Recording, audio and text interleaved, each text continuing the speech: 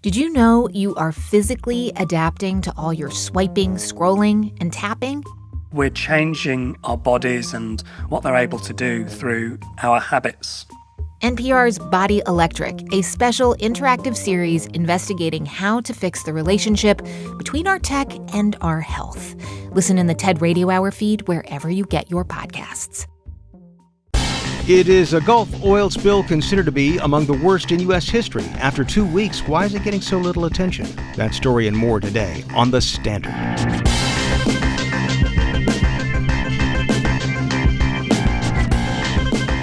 Texas Standard is a production of KUT Austin, KERA North Texas, Houston Public Media, and Texas Public Radio in San Antonio. I'm David Brown. We'll have the latest on a million-gallon oil spill off the Louisiana coast and the many questions still surrounding it. Also, an unintended impediment to the growth of electric vehicle manufacturing in the U.S. Jack Ewing of the New York Times tells us about it. After a political fight over a school voucher-like program, salary bumps for Texas teachers off the table now. Why some teachers say, well, they're okay with that. Also, what's behind Mark Cuban's sale of the Dallas Mavericks and what could it mean? Those stories and a whole lot more coming up today on the Texas Standard. No matter where you are, it's Texas Standard Time on this 30th day of November 2023. I'm David Brown. Great to have you with us. As we get underway, I want to take you back to disturbing images from the Gulf Coast several years ago. Oil-soaked pelicans, massive oil slicks, blackened shorelines, images on TV news as oil gushed uncontrolled into Gulf waters. BP's Deepwater Horizon oil disaster in 2020 led to the deaths of 11 workers, an estimated 134 million gallons of oil discharged into the Gulf. Some estimates were considerably higher, and considerable public outcry. It was and still is considered to be the worst oil disaster in history. Now, fast forward to 2 weeks ago, a large streak of black in the Gulf off the Louisiana coast, a spill of more than 1 million gallons of oil, it is now estimated. Haven't heard much about it? Haven't noticed much of a public outcry? Well, you're not alone, but it's not for a lack of urgency because, as the Houston Chronicle notes, it already appears to be one of the largest oil spills in U.S. history. For more, we turn to Rebekah Ward, who's been covering this story as environmental reporter for the Houston Chronicle. Rebekah, welcome. Thank you. Seems like there's still a lot of questions about this particular oil spill. When did it happen, and how much oil are we talking about here? Yeah, so those are actually two questions that we do have the answers to.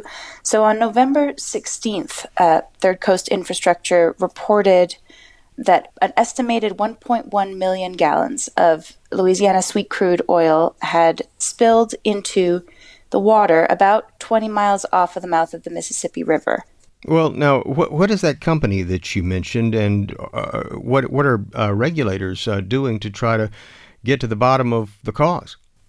Right. So Third Coast Infrastructure, though the Coast Guard received a report from them of the leak, neither the company nor officials have been able to identify where the pipeline ruptured or even confirm whether it was a Third Coast Infrastructure pipeline that caused the leak. So the unknowns, currently the Unified Command led by the Coast Guard of federal, state, and local officials are scouring the pipeline and nearby pipelines, because there's a whole cluster in that area, to try to figure out where the actual rupture was, if there was a rupture, and what the cause might be. In the initial report, they cited likely pipe corrosion, but that is all still speculative. The actual source will only be confirmed once they find the hole.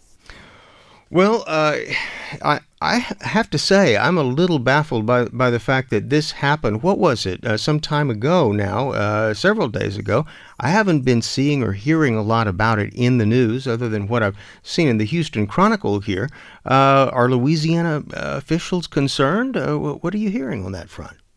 I think that the fact that the pipeline was turned off and that seemed to stop the flow of oil into the water mitigated some of the ongoing concern. I also think that, so some of the experts that we spoke to have said, the Gulf is an oily place. There are actually many more spills and leaks than we realize, but the current spill is, larger than those more frequent spills.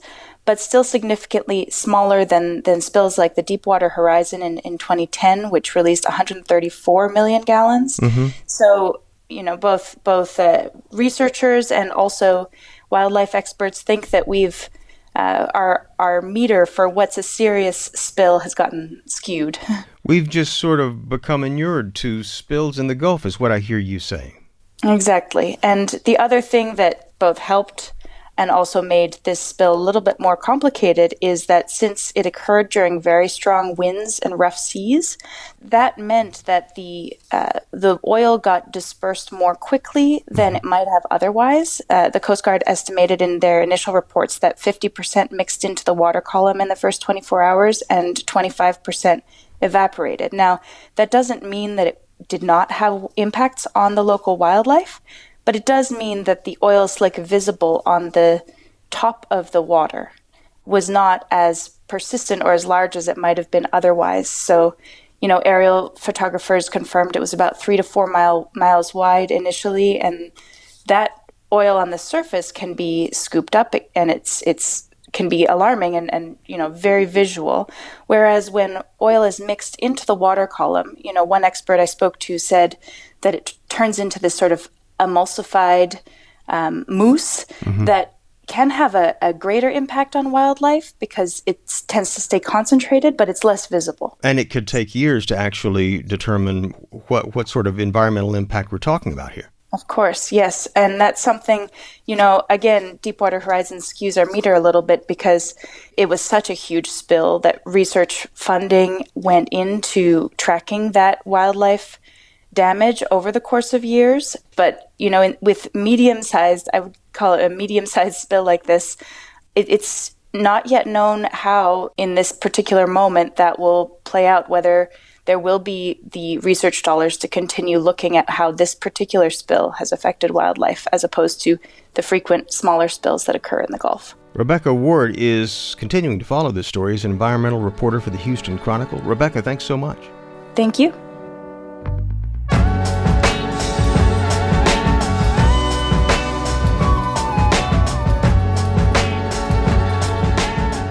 The Biden administration is offering billions in financial incentives to U.S. companies that want to build electric vehicles or components for them. But regulations aimed at giving domestic firms an advantage over China are stopping some American manufacturers in their tracks. How so? Jack Ewing covers the auto industry for the New York Times, and he's written about this along with the Times' Anna Swanson. Jack, welcome to the Texas Standard. Thanks for having me. This infrastructure law signed in 2021 gives incentives to companies that want to build EVs in the U.S., but it also restricts where components of those vehicles come from. Do I have that right? Yeah, that's exactly right. And those two goals are not always in harmony with each other because, the administration wants to promote sales of electric vehicles and has provided quite a lot of financial incentives for that. But to get the financial incentives, companies have to meet quotas on how much of the cars and the raw materials are coming from friendly places, either from the United States or from our allies. And so it's sometimes hard to make those two things line up together.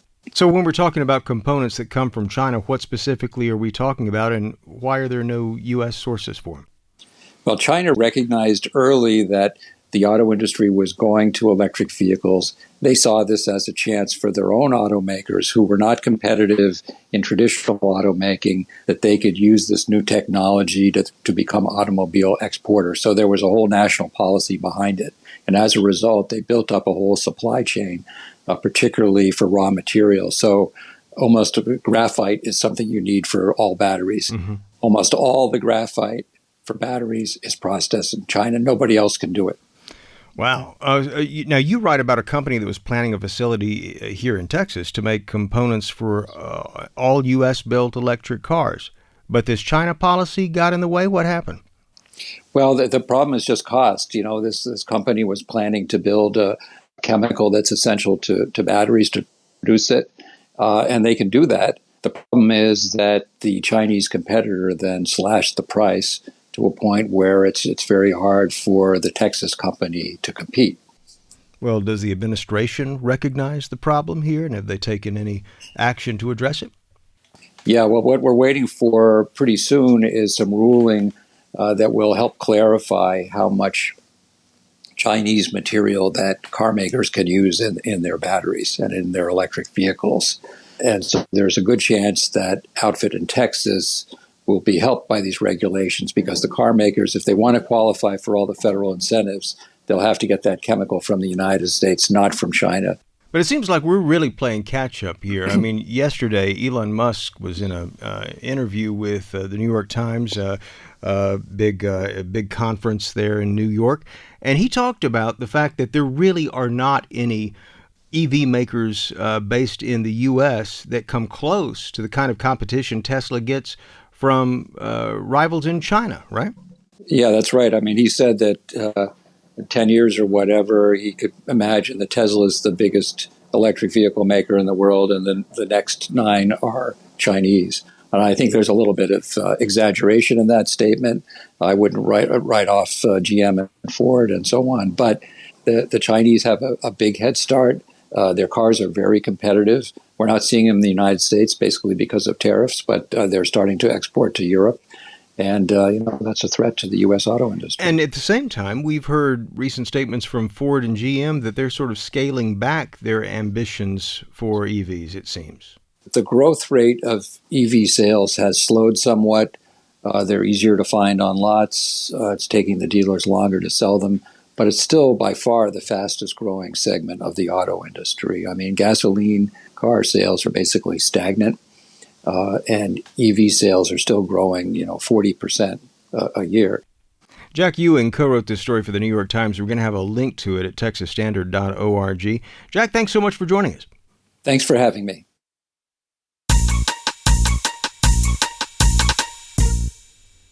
And Wells Dunbar is monitoring the talk of Texas on this Thursday. Wells, welcome back. Hi, David. Well, believe it or not, we're still in a special legislative session, round number 4, despite the Texas House killing Greg Abbott's main reason for the call, education savings accounts or a school voucher plan. We'll have more on the politics there coming up soon in the show, but for now, some interesting political developments.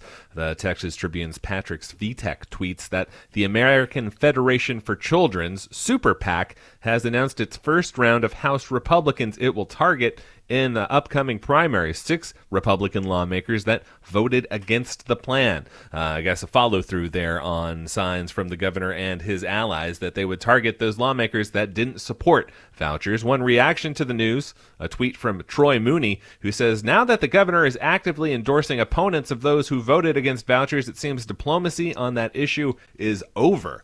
Can we move on and pass the allotment and safety increases we were told were not dependent on vouchers?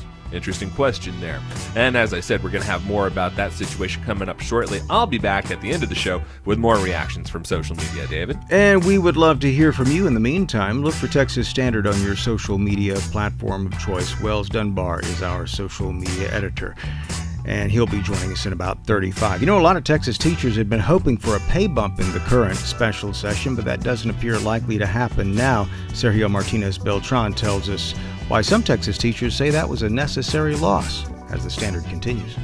Support for Texas Standard comes from BarbeQuest, an original series by the beef-loving Texans at the Texas Beef Council. Barbecue recipes and new episodes now streaming at beeflovingtexans.com.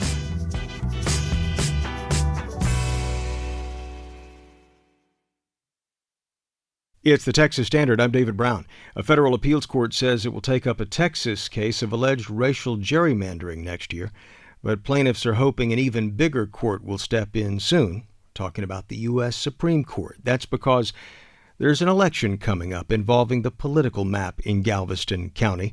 Andrew Schneider of Houston Public Media has details.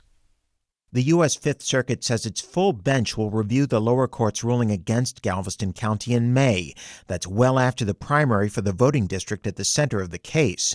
Meanwhile, the appeals court has blocked a ruling that the county must redraw its map. We have a district court order that says that the enacted plan is violated Section 2 of the Voting Rights Act. Attorney Valencia Richardson says plaintiffs are asking the Supreme Court to vacate the Fifth Circuit stay before the December 11th primary filing deadline. There's no reason why a new non-discriminatory map can't be in place while this appeals process is ongoing. In a statement, Galveston County Judge Mark Henry said he hoped the appeals court would uphold the county's argument that the Voting Rights Act does not guarantee districts to represent coalitions of Black and Latino voters, an argument the district court judge rejected.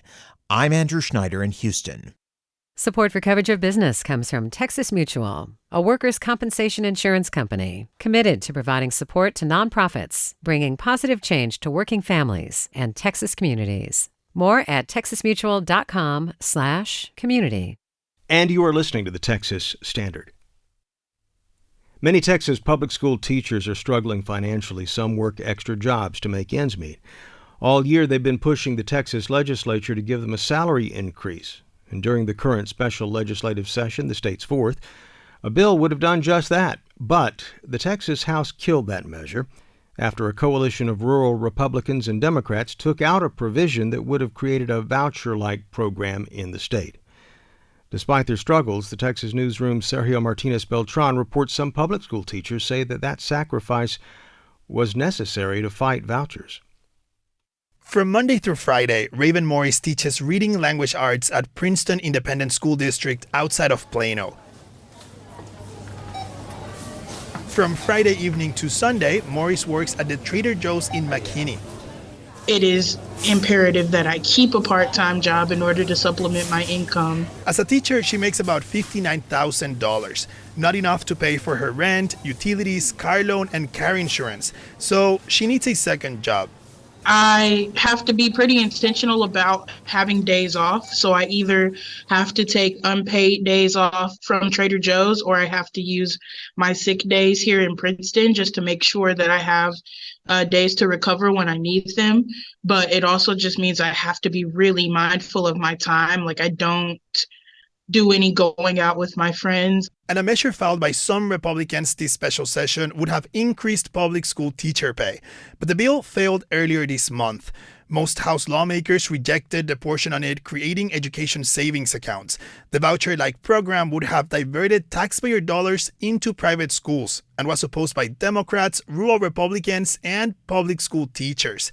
Morris says losing that salary bump is worth it if it keeps school vouchers at bay. You want to have high quality teachers in public education, especially if you're introducing vouchers that could take those really high quality teachers and place them in private institutions or could increase the workload on public school teachers. Now, it's safe to say most public school teachers aren't in it for the money.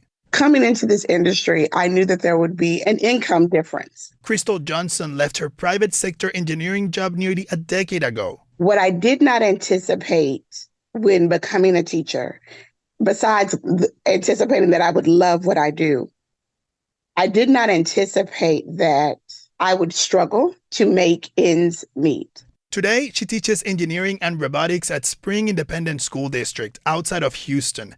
Right now, her salary is in the mid-60s, but that's only because she's taken on extra work like coaching and tutoring after school.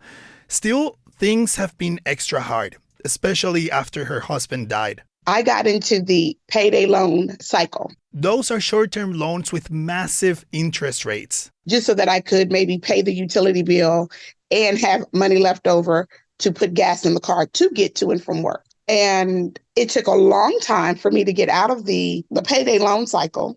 Things are better now, but she still says a salary increase would be helpful. But she doesn't want school vouchers, so she's accepted no raise is coming. This is a hard pill to swallow, supporting something that ultimately negatively impacts your livelihood. It's uncomfortable. It's sad. Zev Capo is the president of the Texas American Federation of Teachers. They did not want to receive a raise on the backs of their kids. So were they willing to sacrifice? Yes, I think they were more than willing to make that sacrifice if it meant their public schools and their communities were going to be hurt by an ill-formed voucher bill. But voucher supporters like Nathaniel Kunin says that's a false choice. Priority one has to be empowering parents, empowering families with school choice. Priority two is getting those higher pay raises for teachers, which is crucially important. And then third is sending the extra funding to public schools. He's with the American Federation for Children, a group that advocates for school choice and voucher programs. Myself, as well as the American Federation for Children, we support all three of those things. And I sincerely hope that the teachers get their raises, but it has to occur in that order. We can't put the adults in the system above the kids in the system. We have to empower families first. Kunin thinks the proposal that tanked would have accomplished all those things. And he blames teachers' unions and Republicans who he says are voting against the desire of their constituents. I think the opposition has made it clear that the only thing that education bureaucrats care about more than funding and than teacher raises is maintaining their control. And I don't know how this situation can be perceived in any other way. But Lubbock ISD teacher Kalisa Moore says it's not about maintaining control. It's about doing what's right for public education in Texas. The school that I work at, we're a Title I school. 94% of our population is low socioeconomic. And so all that will happen is public schools like mine that are already serving a lower population, we're just going to lose out on more funding. Moore teaches kindergarten and doesn't want to give up her passion. I always say kindergarten is the grade level where you see the most growth because, at my school, most of the kids, when they come to you, they don't know their name. They can't find their name. They can't write their name, don't know letters, don't know sounds. And then you go that's August. And then by May, most of them are reading and writing independently. But Governor Greg Abbott has said he won't approve any new money for schools unless lawmakers pass school vouchers too. Moore says Abbott and other lawmakers should come to her classroom. She thinks if they see how much Texas public school teachers do, they might better support them. I'm Sergio Martinez Beltran in Austin.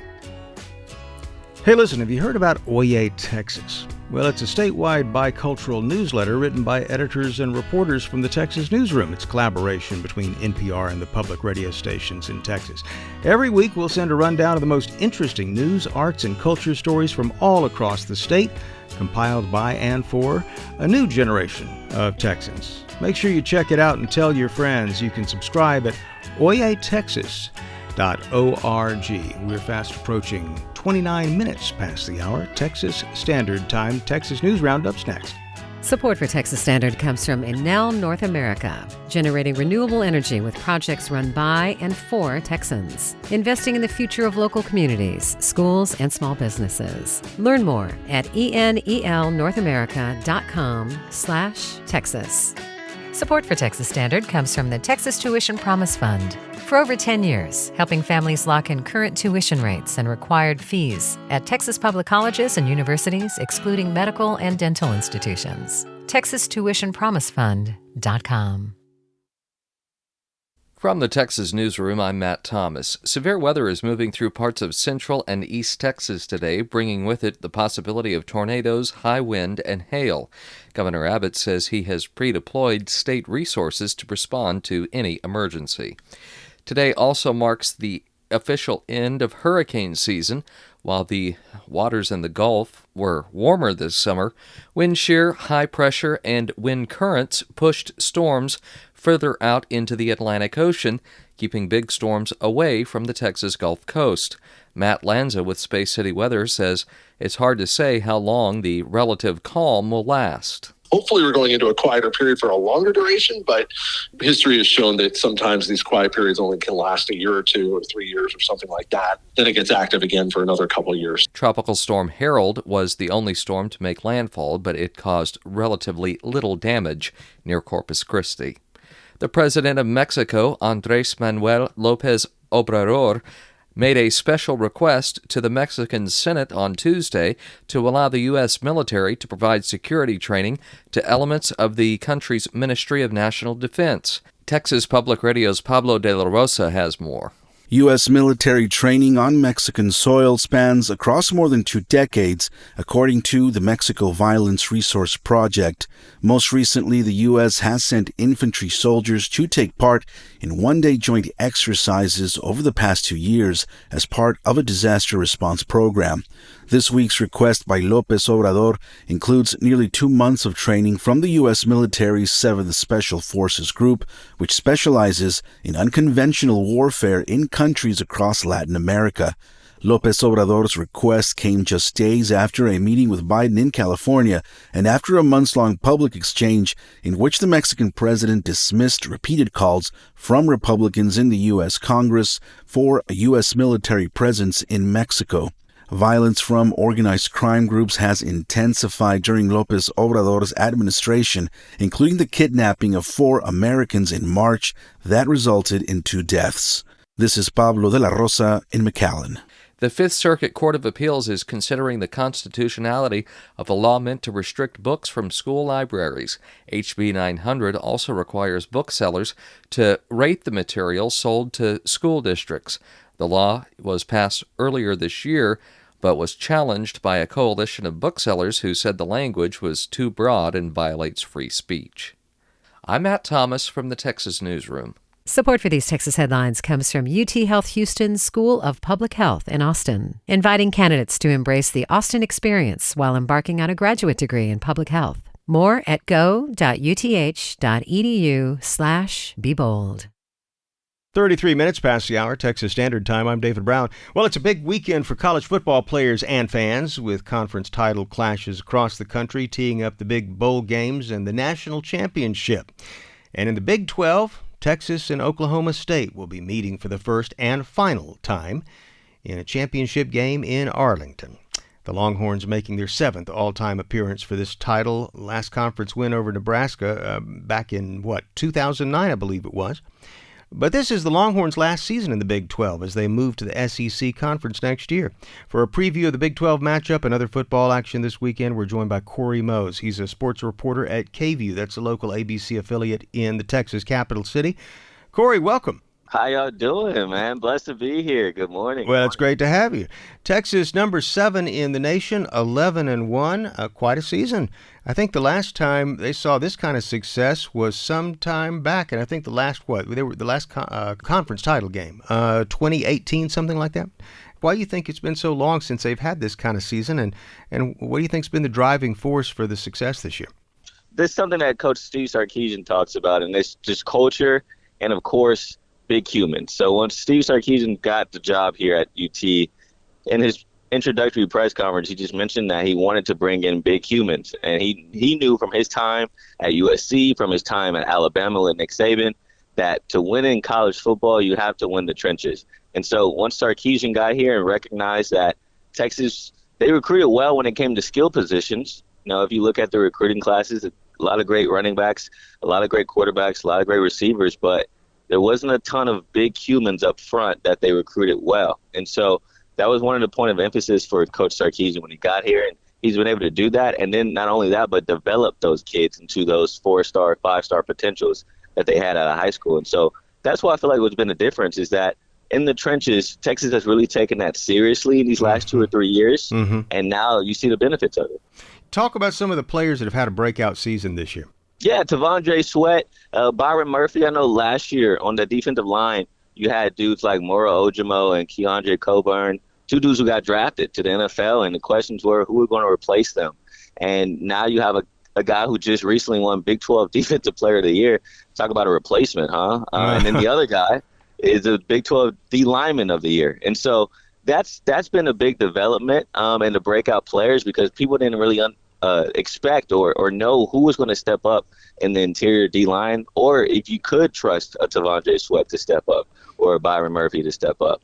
And so that was really cool to see that they've really become game wreckers in a matter of a year. Mm-hmm. And I think that's been one of the breakout players to me. And, of course, before the season started, KVUE, we actually had a Longhorn special. We asked the same question to each other, who were the breakout players, and I thought it would be Adonai Mitchell on offense, the transfer from Georgia, the wide receiver, and he's done exactly that. He's been a red zone target for Quinn. Yeah. And so dudes like that weren't on the team last year or weren't contributing as much last year are now focal points of this team, and I think that attests to all of Sark's development for these guys. Let's fast forward to the game. Oklahoma State, 19th ranked, I believe, if I'm not mistaken. I think their overall is 9-3 for the season, conference record 7-2. What's Texas got to do if they want to win against this team? Well, they got to stop the run. I mean, that's basically The only thing that Oklahoma State does well on offense is run the football. They have the best runner in the nation in Ollie Gordon II. He leads the nation in rushing yards. And the crazy thing about that stat is that he wasn't even getting the ball that much the first 3 games, but since then, now he leads the nation. He's been getting a lot of 250-yard games, 150-yard games. He's been balling out. And so I think that's how you beat the Pokes, man. You got to stop the run, because if you do that, their quarterback, Alan Bowman, transferred from Tech, he isn't really the gunslinger, you know, so he's kind of a game manager. And so if you just stop the run, which is something Texas has been doing all year, by the way, they're top 5 in the nation when it comes to run defense.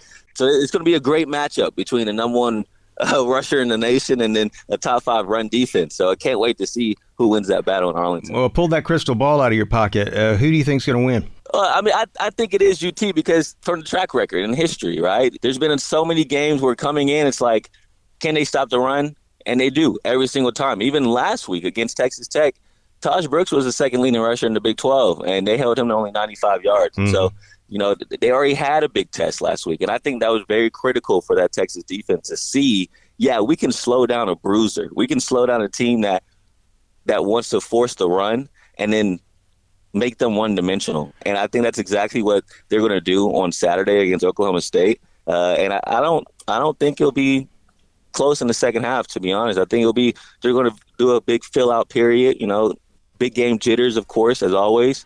But then in the second half, I think Texas just has too much talent for Oklahoma State, and I think they'll win by double digits. Wow.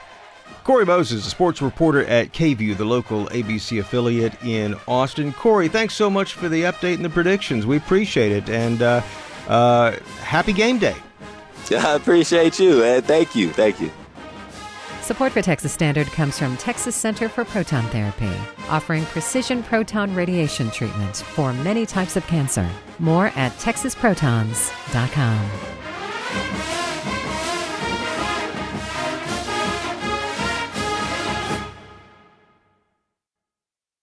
It's the Texas Standard. I'm David Brown. There are few owners in pro sports more visible than Mark Cuban. When Cuban bought the Mavericks in 2000, they were among the most moribund teams in the NBA. But he quickly turned them around on and off the court, often publicly battling with the league in the process. That certainly rubbed some people the wrong way, but you couldn't deny that Cuban was passionate about his investment. That's why news this week shocked so many in the basketball world. Cuban will sell a majority stake in the team to the Adelson family, the ultra-rich owners of the Sands Hotel and Casino, to name one of their most prominent properties.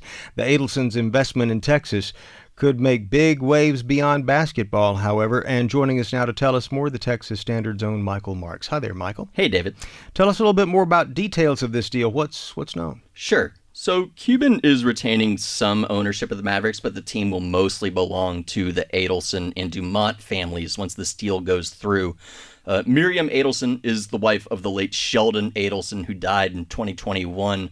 He built an empire out of casinos, hotels, media properties, also used his money to wield considerable influence in conservative politics. Miriam and her children are purchasing this majority stake for $3.5 billion. That was reported by the AP. Wow. They hope to finish this by the end of the year. Also involved in the deal, Patrick Dumont. He's the president and COO of the Sands Corporation, also the Adelson's son-in-law. For now, Cuban will still have the final say on basketball decisions. That's a little unusual, but it may be temporary because in a statement released yesterday, the Adelsons made clear they had the right to govern the team. This arrangement might just be for transition purposes since we're in the middle of the season. Yeah. Well, is it clear why Cuban sold this stake? I mean, just the other day he was saying he was going to be leaving Shark Tank. Yeah, exactly. Not yet. I imagine someone will have the opportunity to ask him that soon, but this is clearly a period of transition for Mark Cuban. You know, he's been involved with Shark Tank for over 15 years. You know, he gets to stay involved with the team this way. He also makes $3.5 billion reportedly. So there's a reason there. But, you know, I'm sure we'll learn more about exactly why he did this. I know there's been a lot of speculation out there about why Mark Cuban might be doing this. Let's talk about some of the ripple effects here. What could we be seeing beyond the world of basketball? Well, they could be really significant, especially when it comes to gambling policy. Casinos and sports betting, not legal in Texas. But with Cuban and the Adelsons joining forces, now what you have is two extremely deep-pocketed owners in Texas who are highly motivated to change that policy. The Sands Corporation has already been trying to do this. They've spent over $10 million on lobbyists over the past 2 legislative sessions to try to push Texas lawmakers to legalize casinos here. Cuban, he's embraced gambling as much as any other owner in pro sports. He's been a big proponent of it. Here's a clip of him talking to ESPN in 2018 after the Supreme Court paved the way for states to allow sports betting. I think it doubled the value of professional sports franchises in a second. Cuban has been very open about his desire to build a new arena for the Mavericks that includes a casino resort. All the money that the Adelsons and their corporations have spent on lobbying so far haven't borne fruit. So perhaps what we may see happen is them getting involved in certain local elections. They've done some of that already. This year, the Sands gave $250,000 to a PAC called Texans for Opportunity and Prosperity, which supports Republicans in the Texas House. A reasonable bet that more spending is on the horizon. Texas Standard's Michael Marks will certainly be keeping tabs on this story as it develops. Michael, thanks again. Thanks, David.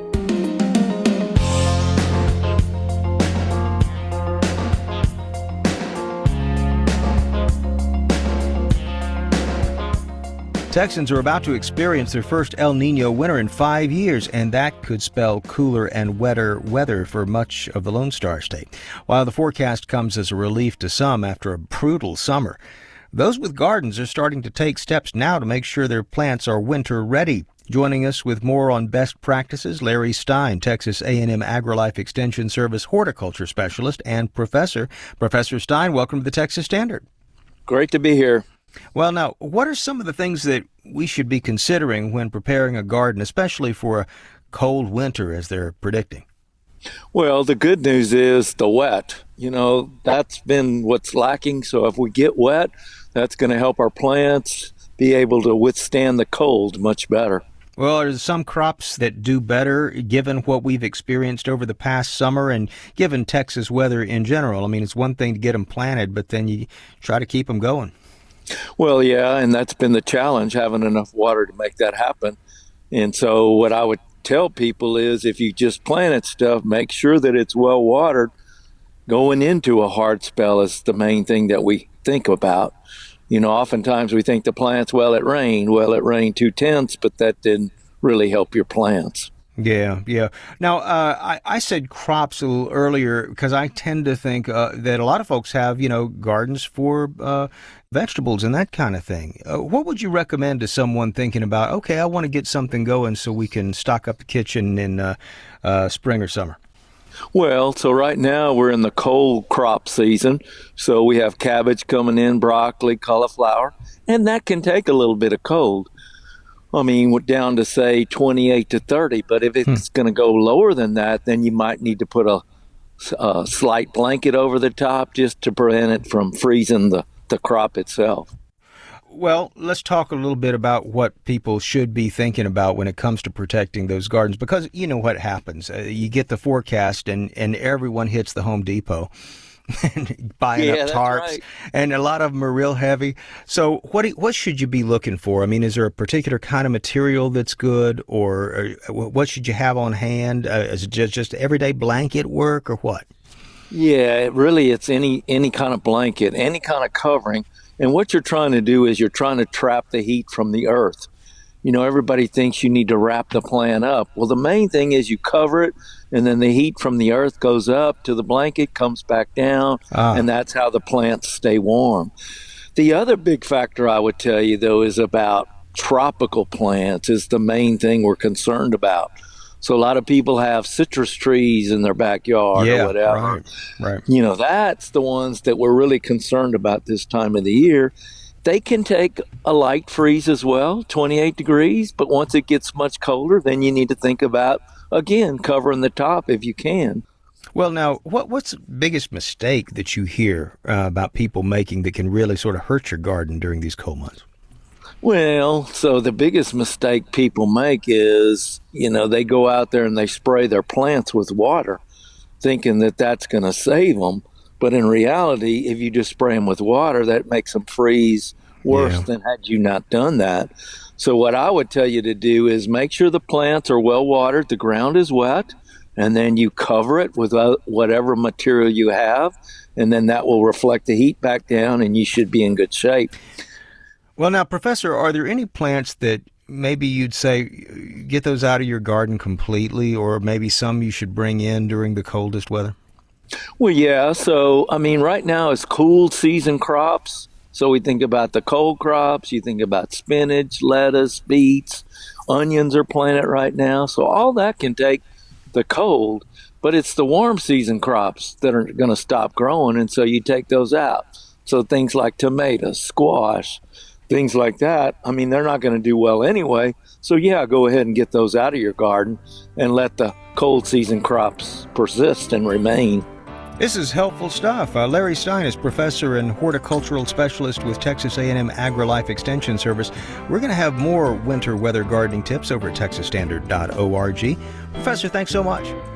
Absolutely. Great to be with you today.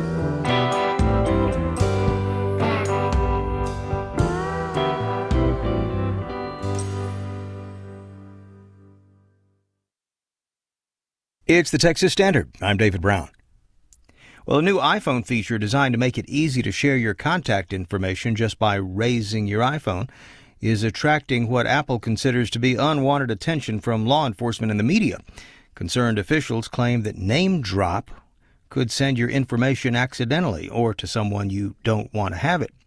But is that really what's going on here? Our tech expert Omar Gallaga says name drop isn't as risky as some make it out to be. Omar, welcome back. Thanks for having me. I appreciate it. So what is name drop all about? I mean, couldn't folks already share their contact info with another phone user? Yeah, this is a new feature in iOS 17, which is the latest Apple software version that just came out recently.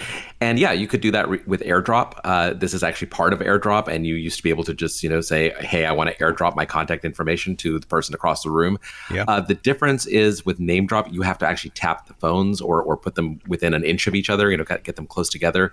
And this is similar to, I don't know if you remember, there was an app called Bump back in the early days of smartphones. Pretty much did this.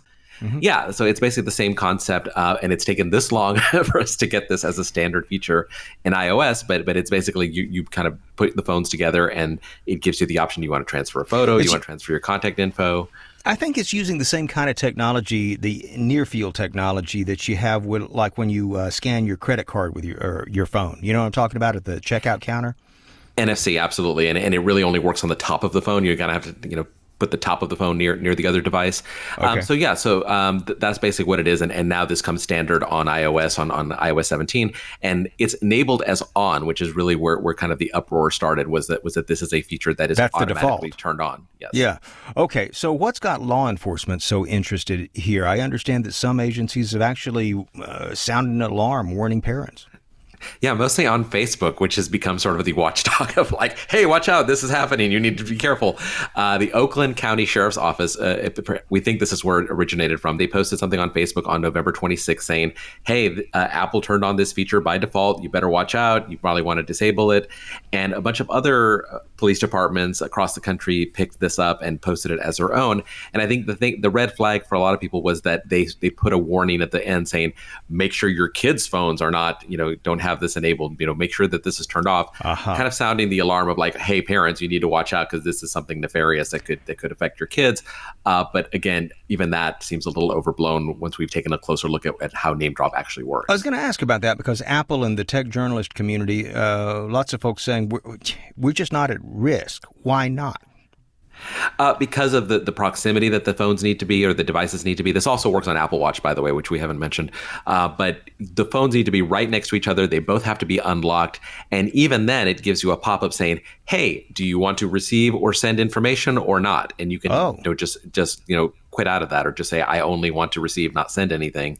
And even then, you can disable this feature. I mean, there's all kinds of reasons why this is not a huge danger compared to something like AirDrop, which we've had around for a long time, and people don't seem to be sounding the alarm on. So it sounds like you'd have to have the update, first of all, and a lot of folks do keep their phones updated, we should note. But What if you just don't want to use name drop? How do you disable this feature? Yeah, this is part of AirDrop. So what you would do is you would go into your settings, go into general, go into AirDrop, and then there's an option that says bringing devices together. You would want to disable that. That's if you don't want to use it at all.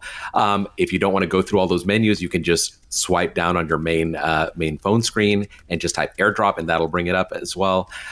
What you can also do is you can go into your Contacts app, tap My Card at the top, and then pick Share Contact, and that you can tell it what stuff you do want to share if you do want to keep name drop enabled. If you only want to share your name and email address, you only want to share your phone number, you can edit that out so it only shares what you want to share. I see. Well, folks, if you missed any of these instructions, we're going to have them over at texasstandard.org. We'll link to this conversation. We'll have a write-up, I'm sure.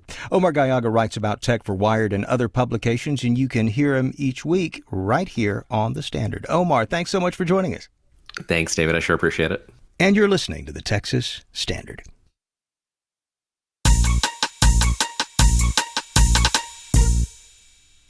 And Wells Dunbar joins us once more. He is our social media editor, and he's been monitoring what Texans are talking about online. Hello, Wells. Hi, David. Good to be back with you.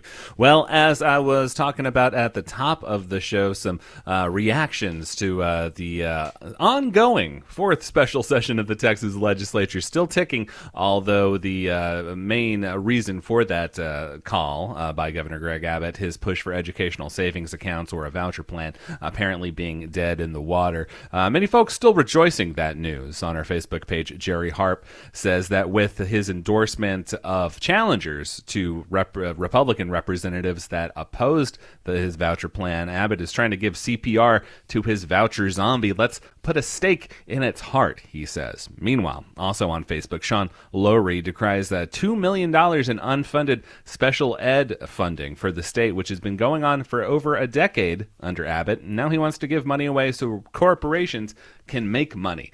This referring again to that plan for educational savings accounts, which would have provided Texas parents with taxpayer dollars to fund private tuition. Of course, many other people noting the fact that this, even with the voucher program seemingly being put to bed for this session, and still the jury out on whether or not another session will be called afterward, Texas still sits on quite a surplus of money. None of that money apparently going to raises or more resources for Texas public school teachers. Indeed, Texas Comptroller Glenn Hagar estimated back in October that the state is sitting on a roughly $8.6 billion surplus.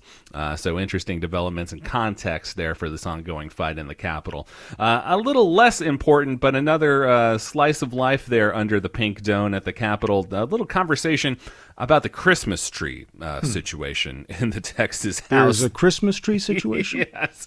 This kicked off a couple days ago on X, formerly Twitter, when State Representative Terry Canales posted a couple pictures side by side. Texas House Christmas tree comparison of this year to last year's tree.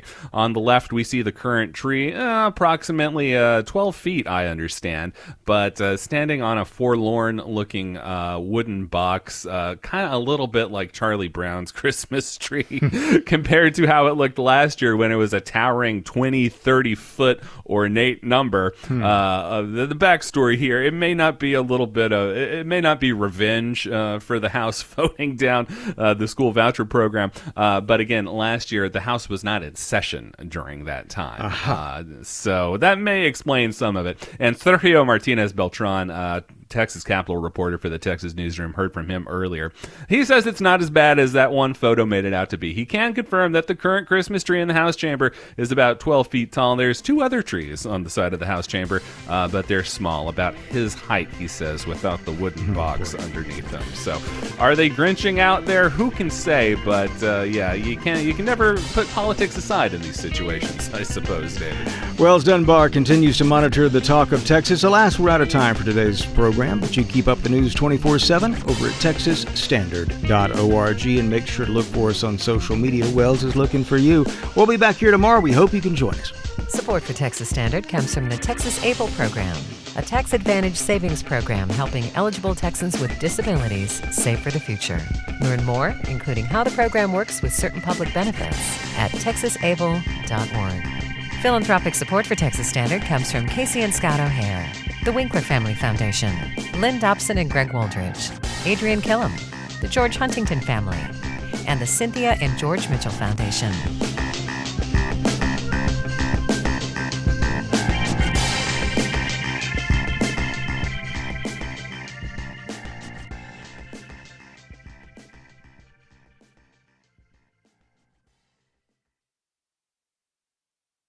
What do you want to know about Austin? Our AT Explained project takes your questions about Austin's people, places, and things and goes the distance to answer them. Subscribe to the AT Explained podcast. Find it on iTunes, Google Play, or your favorite podcast app, or go to atexplained.org.